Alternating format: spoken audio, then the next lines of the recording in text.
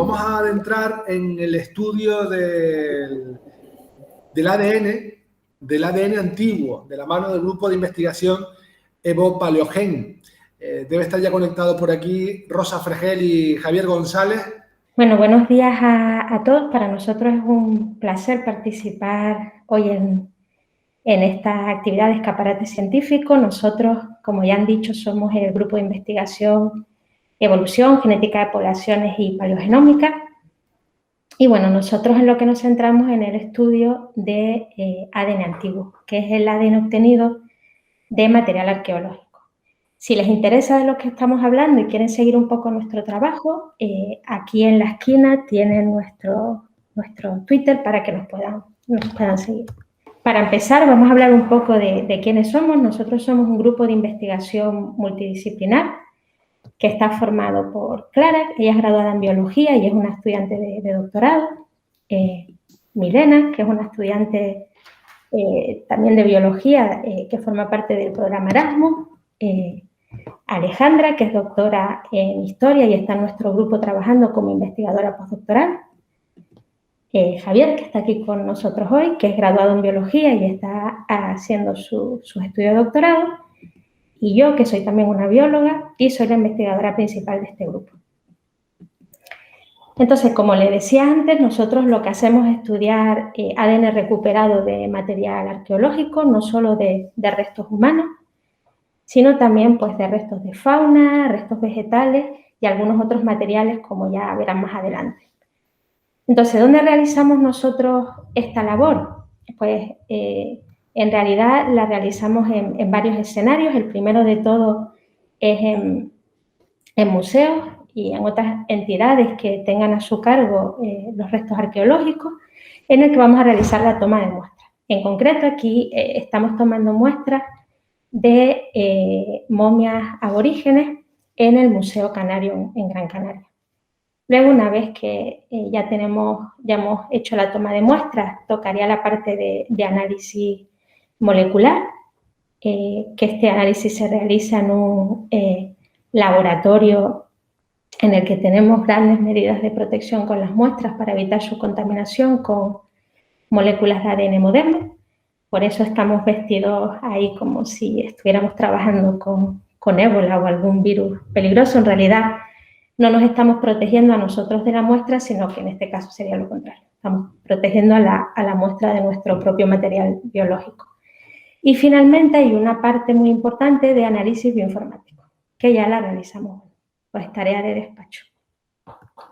Entonces, aquí les vamos a contar un poco cómo es el flujo de trabajo en nuestro grupo. Como les decía antes, la primera parte consiste en la toma de muestras en museos o en otras instituciones. Y bueno, les ponemos aquí dientes y huesos porque normalmente en el caso de estudios de animales y de fauna son los tipos de material que tienen una mejor conservación de ADN. Una vez llegamos al laboratorio, tenemos que descontaminar ese material para eliminar los restos de ADN moderno que puedan tener en el exterior y luego los pulverizamos para que la obtención de ADN a partir de ese material pues, sea más sencillo. A partir de ahí hacemos una extracción de ADN que si ustedes a lo mejor lo han hecho ya en alguna práctica en el instituto, habrán visto cómo es. Mezclamos ciertas sustancias con el material a partir del cual se quiere obtener el ADN, de manera que este ADN quede en solución y podamos purificarlo. Entonces, una vez que hacemos ese proceso de extracción, tenemos ya nuestra muestra de ADN antiguo y ahora queremos saber de qué se compone ese ADN, es decir, cuál es su secuencia. Si ustedes recordarán, el ADN son simplemente cadenas muy largas de nucleótidos y básicamente lo que queremos saber es en cada una de las posiciones de esa molécula de ADN, pues si lo que tenemos es una adenina, una guanina, una citosina, una timina. ¿Y cómo vamos a hacer esto? Pues últimamente hemos estado usando unas técnicas, denominadas técnicas de secuenciación masiva, que nos permiten estudiar un montón de moléculas a la vez. Y para ello, para poder usar esta metodología, lo que tenemos que hacer es unir adaptadores, que es ADN sintético, que vamos a pegar a ambos lados de cada una de nuestras moléculas de ADN antiguo. Y una vez que ya tenemos esos adaptadores, ese ADN sintético ligado a nuestras moléculas, eso ya se denomina librería de ADN antiguo y ya lo podemos leer. Entonces, este aparato de aquí nos va a decir qué nucleótido existe en cada una de las posiciones de esas moléculas y con estos datos ya hacemos un análisis bioinformático y podemos saber diversos aspectos de las poblaciones antiguas. Entonces, ¿qué aspectos de esas o qué aspectos del pasado se estudian en nuestro grupo? Una de las cosas que hacemos es reconstruir, por ejemplo, migraciones del pasado, de las que no existe ningún tipo de registro histórico. También podemos ir un poco más en detalle y tratar de conocer cuál era el estilo de vida de ciertas sociedades del pasado, de las que tampoco se conoce mucho. Y finalmente hemos llegado ya a un nivel en que podemos empezar a estudiar enfermedades antiguas mediante la obtención de ADN de patógenos. Entonces vamos a ir poco a poco explicando cada uno de estos procesos. Uno de los ejemplos en los que hemos trabajado, que trata de reconstruir migraciones del pasado, ha sido tratar de determinar el origen de la población aborigen de Canarias. Como ustedes sabrán perfectamente, las Islas Canarias estaban habitadas por una población aborigen en el momento de la conquista europea y una vez que se produjo la conquista y colonización europea de las islas, hubo una mezcla total de esa población aborigen con la población colonizadora. De manera que se ha perdido pues, su lenguaje, su tradición oral y cuáles eran, por ejemplo, sus costumbres o sus creencias. Entonces, si nosotros queremos reconstruir cómo vivían o de dónde venían esas poblaciones, tenemos que irnos o bien a las crónicas de la conquista o bien al material arqueológico. Entonces, cuando nosotros miramos a los aspectos arqueológicos de la población aborigen de Canarias, indican que estas poblaciones estaban muy relacionadas con poblaciones bereberes del norte de África. Por ejemplo, son muy similares las maneras en las que enterraban a sus muertos, la manera en la que almacenaban los excesos de comida, el grano, por ejemplo, y también grabados que hacían en roca. Por ejemplo, aquí les traemos petroglifos o inscripciones de tipo líbico-bereber. Usando ADN nosotros podemos también tratar de confirmar si esta hipótesis de un origen norteafricano es cierto. Entonces, con metodologías clásicas, antes de poder usar secuenciación masiva, habíamos visto que el ADN mitocondrial, ustedes recordarán que es una molécula muy especial de ADN que está en el citoplasma y que se hereda por línea materna, pues este tipo de molécula, al estudiarla en los aborígenes de Canarias, detectamos linajes o tipos de ADN mitocondrial que son típicamente norteafricanos, como por ejemplo este linaje U6 que les estamos enseñando aquí. Y aquí tenemos un gráfico de frecuencia en el que colores más oscuros indican mayor frecuencia y colores más claros una frecuencia menor, y vean cómo las mayores frecuencias de este tipo de ADN mitocondrial se observan en el norte de África y que también está presente en Canarias. Por tanto, esto confirmaría el origen norteafricano, pero también observamos en la población aborigen canaria que existían otros linajes cuya distribución es más europea, como este que le mostramos aquí. Entonces, al final, ¿en qué quedamos? ¿El origen es norteafricano o es europeo? Entonces, usando técnicas de secuenciación masiva, lo que hemos hecho ha sido comparar la población aborigen canaria con otras poblaciones del pasado del norte de África, de Europa, así como poblaciones modernas. Entonces, en este gráfico que les enseñamos aquí, es una representación o un resumen de los datos genómicos de las muestras que hemos incluido en este análisis. Cada puntito representa un individuo, de manera que los puntitos transparentes son poblaciones actuales y los puntitos que tienen color sólido son poblaciones antiguas.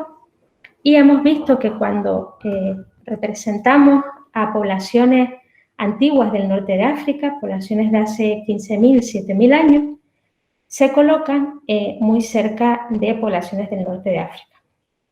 En este tipo de análisis, si dos puntitos se colocan muy juntos, quiere decir que su composición genética es similar. Si dos puntos se colocan lejanos, quiere decir que sus individuos pues genéticamente son diferenciados. Es decir, que esto nos estaría diciendo que las poblaciones antiguas de Marruecos se parecen a las poblaciones, más o menos, a las poblaciones actuales.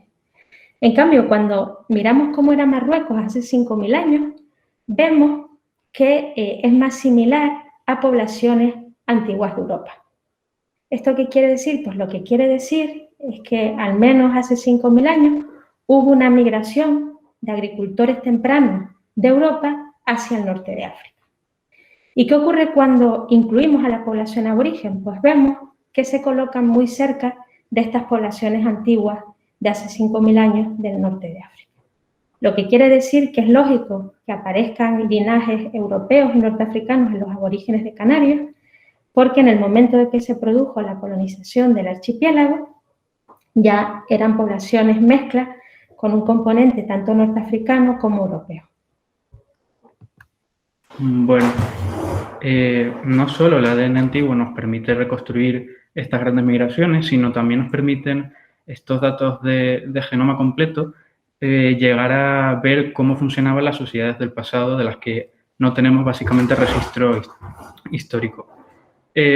Por ejemplo, el ejemplo más claro de esto es el cementerio en la isla Mauricio, del que no se tiene ningún tipo de registro histórico. Simplemente sabemos por tradición oral que es un cementerio, según se dice, de esclavos.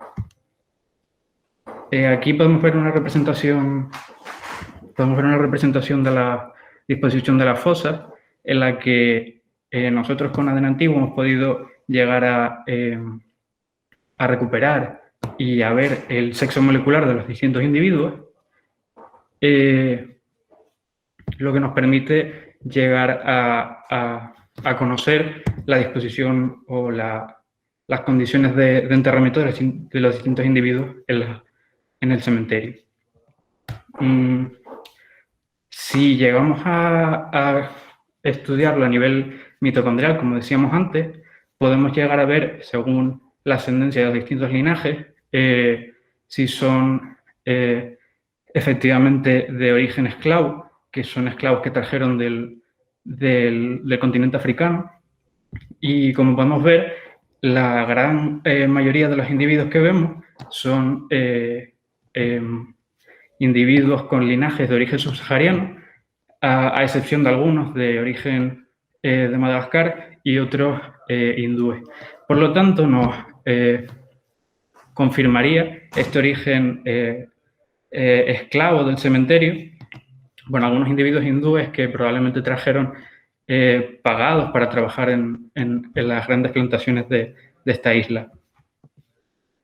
Además, si nosotros llegamos a estudiar el genoma completo de estos individuos, podemos ver lo que veíamos con el ADN mitocondrial un poco más allá. Es decir, vemos que la gran mayoría de los individuos que analizamos son de origen subsahariano, si serían esos esclavos que trajeron los europeos a la isla para trabajar, pero también nos permiten ver una cosa que no nos permitían ver los marcadores mitocondriales, que es que hay individuos que ya son mezcla entre europeos y africanos subsaharianos.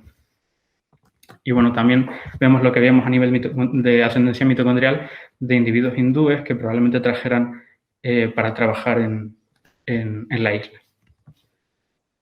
Podemos además ir más allá y ver relaciones de parentesco entre los distintos individuos. Por ejemplo, en esta fosa vemos una mujer y una niña en una misma fosa enterradas, lo que a primera vista nos permitiría decir que podrían ser familiares que enterraron juntos.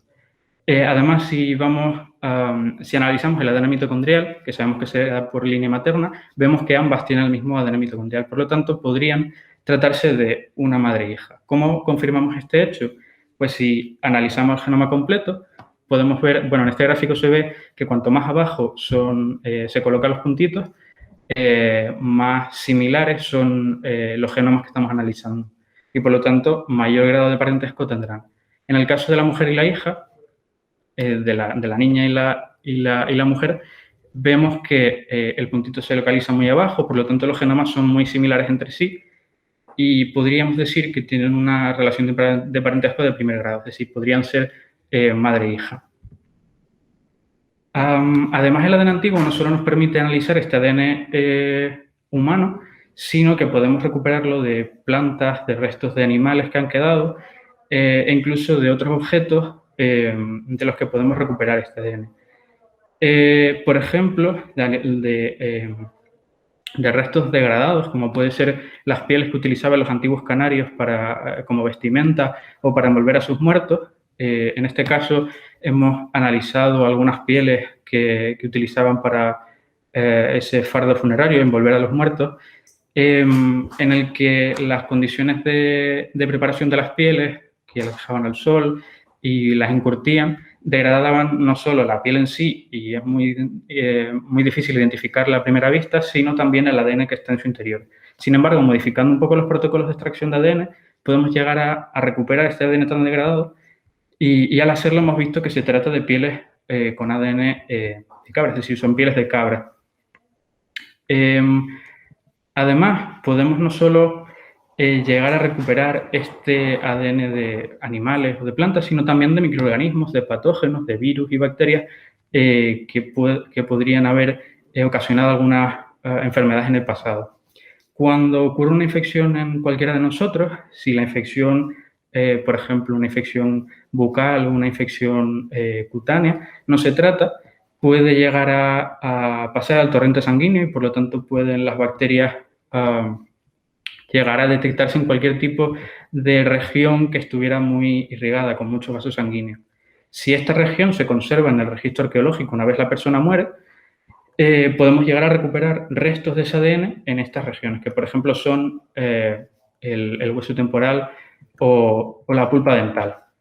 Y además, si estas regiones tienen una comunidad microbiana bien establecida, lo que conocemos, que ya supongo que habrán visto como microbiota, las que tenemos en la boca o en el intestino, pues podemos llegar a recuperar ADN de estas bacterias y llegar a reconstruir esta comunidad microbiana. ¿Para qué nos sirve esto? Pues resulta que todas estas bacterias se localizan en proporciones muy concretas en la boca, por ejemplo, y cualquier tipo de alteración externa, por ejemplo la dieta, puede llegar a hacer que algunas bacterias se favorezcan de esta, por ejemplo, un consumo de azúcares muy alto, que en los aborígenes se trata de cereales, puede llegar a hacer que bacterias como Streptococcus mutans provoquen las caries que vemos en el registro arqueológico en los aborígenes. O dietas muy ricas en grasas y proteínas ricas en carne pueden llegar a hacer que este tipo de bacterias causen infecciones gingivales que causen las pérdidas del diente. Y bueno, pues muchísimas gracias. Gracias por atendernos. Estamos a disposición de cualquiera de sus dudas.